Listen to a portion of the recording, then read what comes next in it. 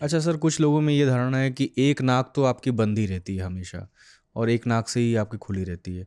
क्या ये पॉलिप्स के कारण होता है या एक जनरल वो भी एक है? जनरल नेजल साइकिल रहती है, बट हम्म। उसका मतलब ये नहीं कि आप ये फील ही नहीं करोगे, बिल्कुल ही ब्लॉक हो जाती है। आप हम्म। एट प्रेजेंट जब देखेंगे तो आप दोनों साइड सांस ले ही रहे होते हैं, बट जो एलर्जी के पेशेंट्स रहते हैं हम्म। उनके अंदर टेंडेंसी क्या होती है, उनके जो साइड के नेजल मास होते हैं, अगर आप कभी शीशे में अपनी नाक को ऊपर करके देखेंगे तो आप देखेंगे दो गोले दिखाई देंगे। हम्म। तो वो गोले फूल जाते हैं जिनके अंदर एलर्जी का, उसको हम इन्फीरियर टर्बुलेंट हाइपरट्रॉफी कहते हैं अपनी भाषा में। तो जब वो फूल जाते हैं तो वो आपको स्पेस नहीं लेने देते। फिर आप जब करवट लेते हो, क्योंकि ब्लड सर्कुलेशन चेंज होता है, तो उसकी वजह से आपको एक साइड खुली लगती है, फिर आप दूसरी साइड लेते हो, फिर वो दूसरी साइड खुली लग जाती है। तो ऑल्टरनेट नेजल ऑब्स्ट्रक्शन आपको फील होना शुरू हो जाता है। मतलब मिथ है ये। मिथ। और अगर आपको पॉलिप्स हैं तो आपको दोनों साइड में ब्लॉकेज रहता है, या जिस साइड पॉलिप ज़्यादा बड़ा होगा उस साइड आपको ब्लॉकेजेस फील होना शुरू हो जाएंगे। सर, हम ट्रीटमेंट पे बात कर रहे थे। मैं आपसे जानना चाह रहा हूँ कि लाइफस्टाइल के कौन से बदलाव हैं जिनसे करके आप इससे बच सकते हैं। एक तो आपने बताया कि अपने एलर्जेंस को आइडेंटिफाई करिए, बहुत इजी रास्ता है वो।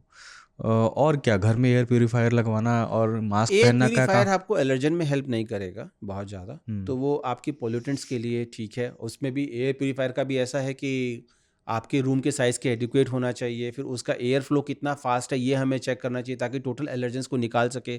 उसके फिल्टर रेगुलरली चेंज होने चाहिए, तो वो सब चीज़ें बहुत ज़्यादा ज़रूरी हैं। सो मेनली एलर्जी के लिए अगर आपको बचना है तो एक हेल्दी लाइफस्टाइल के अंदर है कि आप रेगुलर एक्सरसाइज कीजिए, ठीक है, योगा कीजिए, जो हमारी नेजल ब्रीदिंग एक्सरसाइज होती हैं दे हेल्प्स अ लॉट, ठीक है।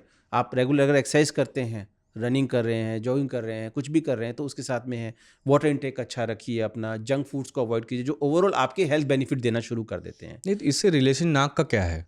जो हमारे नाक की जितनी भी चीज़ें हैं, आप जब भी कभी एक्सरसाइज करते हो, जो भी कुछ करते हो, आप सांस कहाँ से ले रहे हैं? नाक से ले रहे हैं। जब हम नाक से इसको पूरा का पूरा जब फ्लो करवाते हो तो आपका म्यूकोसिलरी एक्सचेंज जो होता है वो इंप्रूव होता है। जब वो इंप्रूव होता है तो आपकी अपने इस बैरियर को भी फाइट करने में हेल्प करना शुरू कर देता है। बट येस, एक चीज़ आपको समझना पड़ेगा, जिसको एलर्जी के इश्यूज हैं, जिसको भी, उसको कभी ना कभी सिम्टम्स आते रहेंगे, क्योंकि जब भी वो एलर्जन का एक्सपोजर आएगा, और ये एलर्जेंस ऐसे हैं जो आपको दिखते नहीं है, so they are minute. So minute है तो वो जब भी कभी आपकी नोज में जाएंगे तो रिएक्ट करेंगे।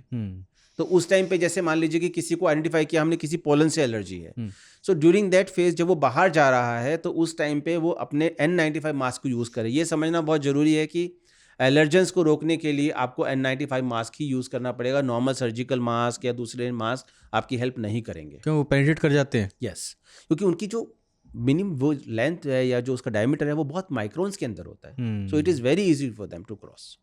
अच्छा सर, अगर फैमिली में किसी को अस्थमा की हिस्ट्री रही है तो क्या चांसेस हैं कि पहले एलर्जी आए और आपको उससे इनिशिएट होकर आप अस्थमा की ओर बढ़ें, जैसे बिल्कुल, हमने बात की भी इसकी? बिल्कुल हो सकता है। अगर आपका जो अस्थमा है उसका जो ट्रिगर है वो है ही एलर्जन, सो वो बिल्कुल उसके साथ में लिंक होता है।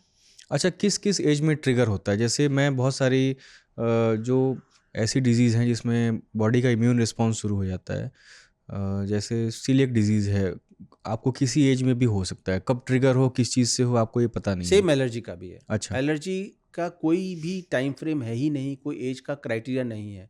वो बच्चे में भी आ सकती है, वो अडल्ट में भी आ सकती है, और कभी कभी वो 70 ईयर्स के बाद भी मैंने देखा है लोगों के अंदर आते हुए। नहीं, तो मैं ये जानना चाह रहा हूँ कैसे ट्रिगर होती है, तो किसी ये को बॉडी शुरू का से? एक रेस्पॉन्स है। अच्छा। ठीक है, सो बॉडी का जो ये रेस्पॉन्स है, कब वो ट्रिगर जोन में जाएगा वो कोई भी नहीं जानता। May be because of the multiple exposure.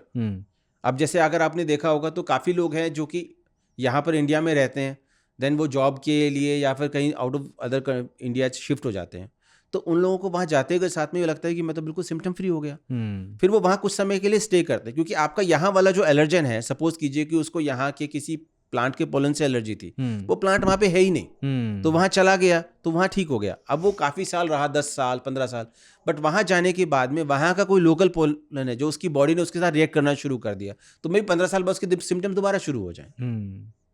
सो हमेशा एलर्जी का यही है कि एक बार में कभी एक्सपोजर के साथ नहीं होगा, आपके मल्टीपल एक्सपोजर के साथ साथ में ब्रेन उसको रीड करना शुरू करता है, बॉडी उसको रीड करना शुरू कर देती है, and then the response starts. आप कह रहे थे कमरे की सीलन, जो यहाँ दिल्ली एनसीआर में बहुत कॉमन है, लगभग हर घर में सीलन है।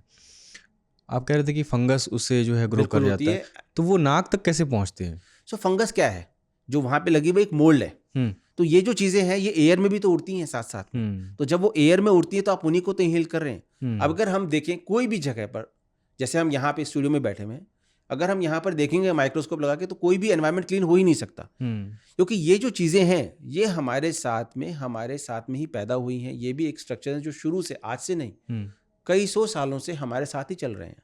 ये हमारी बॉडी के रिस्पॉन्सेज हैं जो कि कुछ लोगों के एक्स्ट्रा हो जाते हैं। दिस इज एन एक्सैजरेटेड रिस्पॉन्स, या इम्यूनिटी से कोई कमी नहीं हो रही है आपकी, ये आपकी बॉडी का रिस्पॉन्स है उस एलर्जन के थ्रू। बट जो ये सीलन वगैरह है, जो फंगस वगैरह है, इनका डेंजर क्या रहता है, क्योंकि जब हम इनको इनहेल करते हैं so they tend to cause allergy fungus sinusitis. ये फंगस पूरे घुस जाते हैं पूरे इसके अंदर, इवन लंग्स के अंदर जा सकते हैं। तो इसीलिए सीलन का इलाज करना बहुत जरूरी है।